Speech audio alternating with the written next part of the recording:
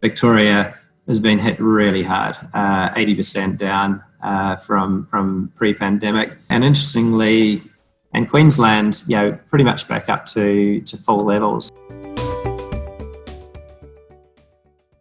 All areas were hit for quite a sustained period of time, and then as restrictions have eased, we're coming back up to prior levels. But 2020 is still going to be a very rough year across the industry.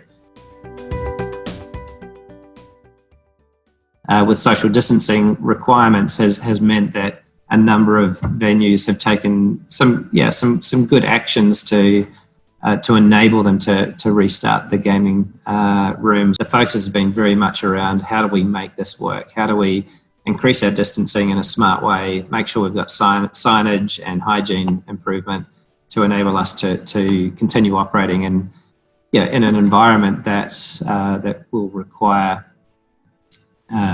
just a greater focus on the patrons and the health aspects of the venue. Half of the respondents are saying within 12 months we'll be back to normal staffing levels. Now that's really important for the industry. It's a good indicator that things are returning to normal. It's also really important for the Australian economy. There's a large number of people employed within the sector who have been impacted. The industry's been hit very hard.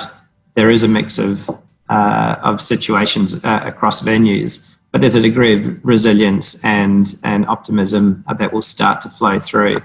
The second wave and lockdown in Victoria has definitely dented confidence in that state, and it shows that we're not through this yet, but there's definitely still optimism for the future.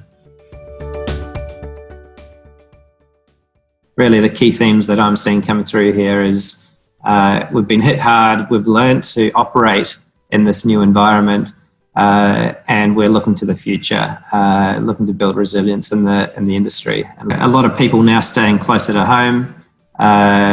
Actually, some patrons having more spare time if they've been stood down from employment.